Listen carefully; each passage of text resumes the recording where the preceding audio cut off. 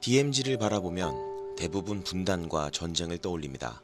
하지만 DMZ는 그렇게 역사의 아픔만을 상징하지는 않습니다.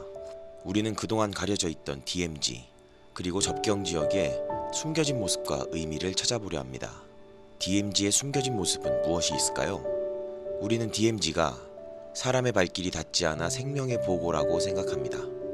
하지만 과연 사람과 자연이 계속 분리되어 있는 것이 가능할까요? 이제 다 함께 DMZ 접경 지역을 걸으며 DMZ의 생명의 진짜 의미를 찾아보려 합니다.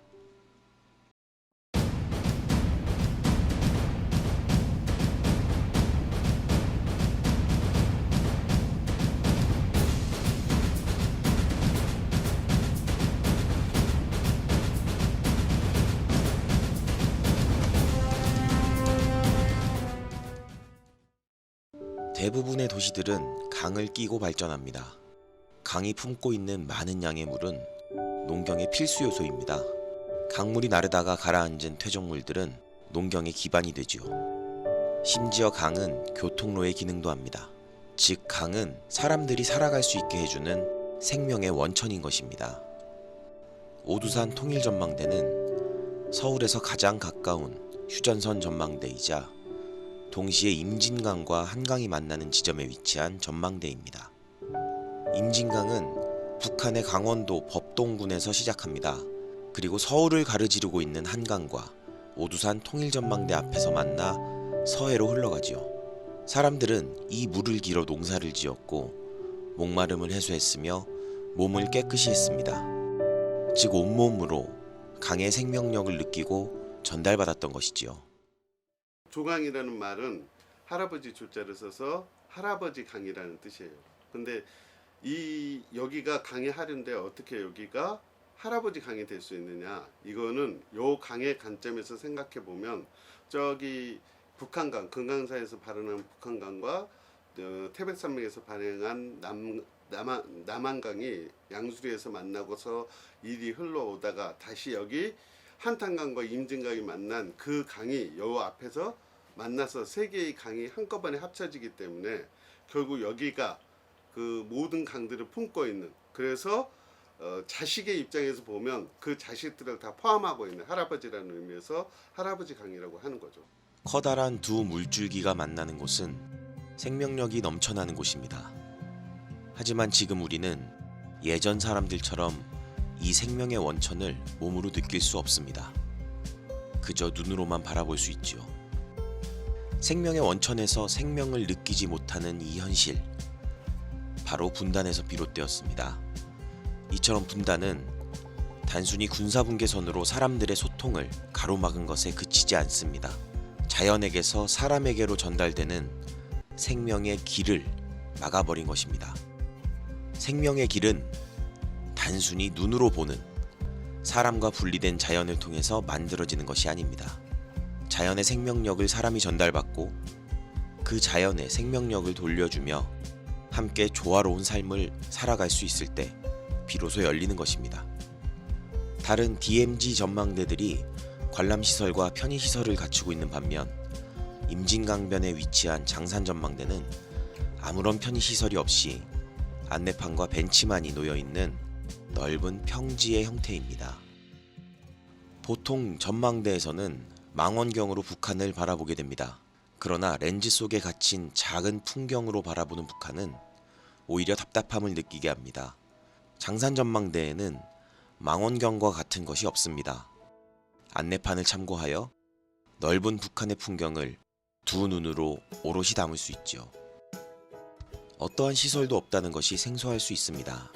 하지만 이곳은 오히려 콘크리트와 유리, 그리고 철로 만들어진 건물들로 인한 때가 묻지 않은 곳입니다. 그리고 많은 사람들로 인해 분주하지 않은, 인위적이기보다는 주변의 자연과 자연스럽게 어우러지는 분위기를 느끼게 하는 곳이지요. 장산 전망대에서 바라볼 수 있는 풍경 중 가장 눈에 들어오는 것은 초평도입니다. 사실 초평도는 출입이 금지되어 있는 곳이기 때문에 일반인이 초평도를 바라보기에 가장 좋은 곳, 그곳은 바로 장산전망대라 할 수 있습니다. 초평도는 1765제곱킬로미터의 면적을 가진 임진강의 섬입니다. 원래 6.25 전쟁 이전에는 농지로 개간된 곳이었으나 전쟁 이후 박격포 사격장으로 사용되어 불발탄 폭발의 위험과 유실질의 폭발 위험 등의 이유로 출입이 통제되었습니다. 오랜 기간 사람의 출입이 없어지며 자연스럽게 습지 생태계가 형성되었고 천연기념물인 흰꼬리수리, 두루미, 제두루미와 함께 말똥가리, 외가리, 댕기머리 물대새, 쇠기러기, 해오라기 등 다양한 동물의 거주지가 되었습니다. 사람의 발길이 끊긴 초평도를 생태의 보고라고 말하기도 하지만 이것은 다시금 생각해볼 문제입니다. 임진나루는 파주시 문산읍 임진리 임진강변에 있었던 나루터입니다. 고려와 조선시대에 개성과 한양을 연결하는 중요한 지점이었고 중국과의 무역로로서도 매우 중요한 의미를 가지고 있었습니다. 한반도를 남북으로 이어지는 아주 중요한 길, 임진강을 건널 수 있는 중요한 곳이었던 임진나루로 이어지던 그 길은 분단 이후 가로막혀 버렸습니다. 예전에는 남북으로 오가며 사람과 물자를 실어 나르던 황포도배가 분단과 전쟁 때문에 파주 두지리와 자장리 사이만을 좌우로만 다닐 수 있게 된 것이지요. 자연은 사람에게 생명력을 전해줍니다. 사람들은 자연이 생명력을 보존할 수 있도록 만들고 더 나아가 자연에게 그 생명력을 돌려줍니다. 자연과 사람은 서로에게 생명력을 전해주는 순환의 관계를 이루고 있습니다. 그 순환의 흐름이 없는 곳, 순환이 가로막혀 있는 곳은 진정한 생명의 길이라 할 수 없습니다. 황포도배가 더 이상 좁은 지역만을 좌우로 오가는 운행을 멈추고 임진강을 자유롭게 누비며 길을 연결하게 될 때 분단이라는 장막이 걷어지고 이 땅에 살고 있는 사람들이 자연을 자유롭게 걷게 될 때를 상상하게 됩니다.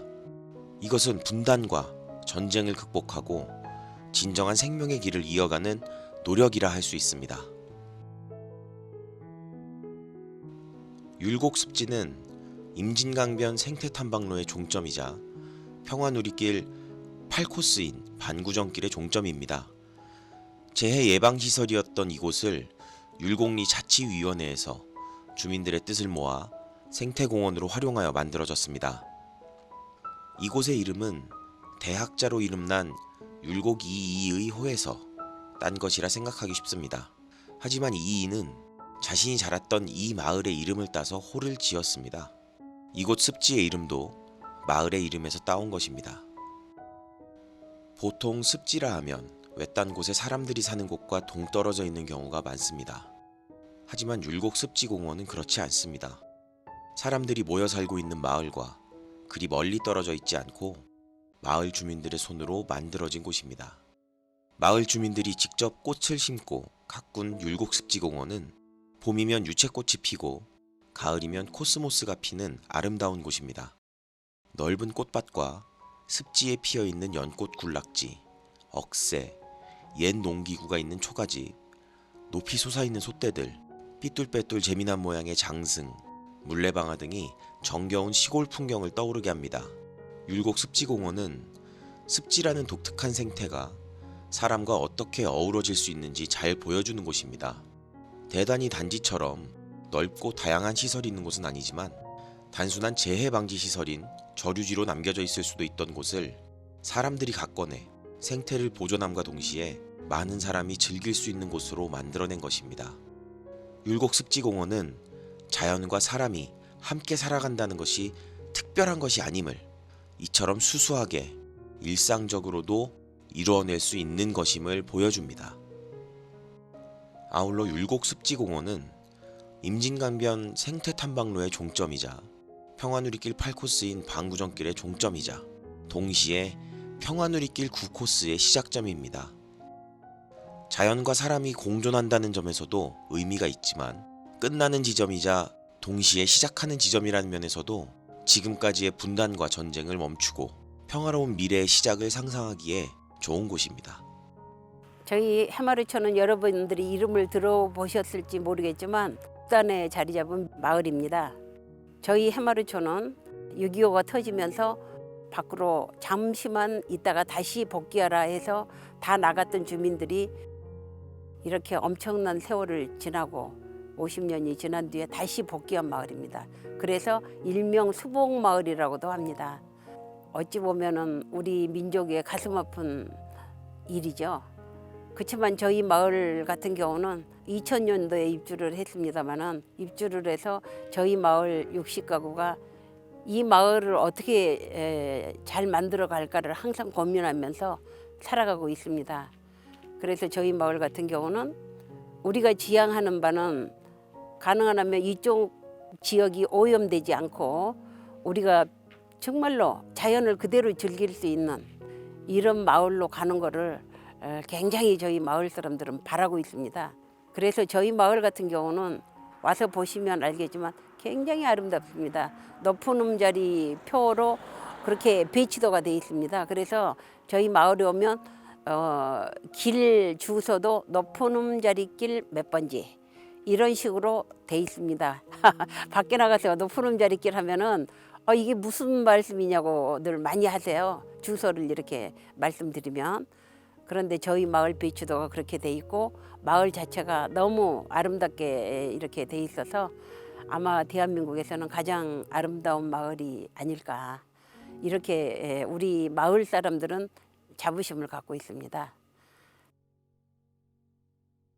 저희 부산 동서대학교 안병진 교수님 그 디자인 팀들이 와가지고 저희 마을에 10여 년 이상 저희 마을에 봉사활동을 하고 계십니다.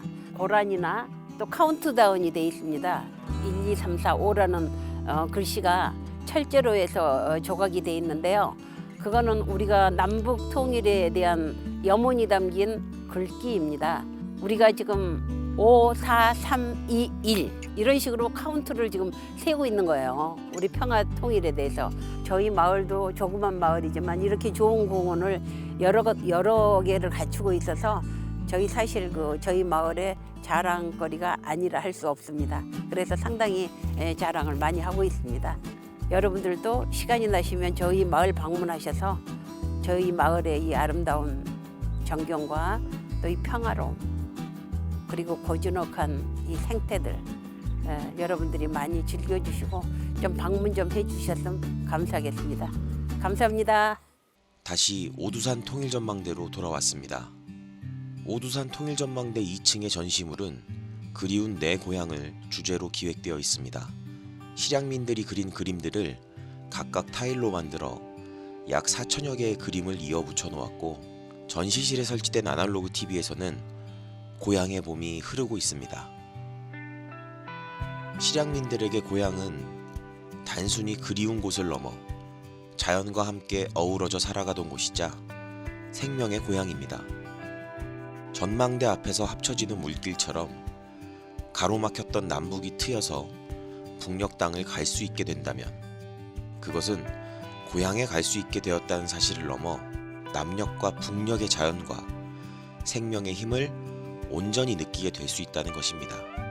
지금 우리가 파주 DMZ를 걸으며 보았던 생명의 자리들은 온전한 생명의 길을 상상하게 합니다. 분단과 전쟁의 상처들은 사람들이 DMZ의 자연이 전해주는 생명의 힘을 온전히 느낄 수 없게 만들었습니다.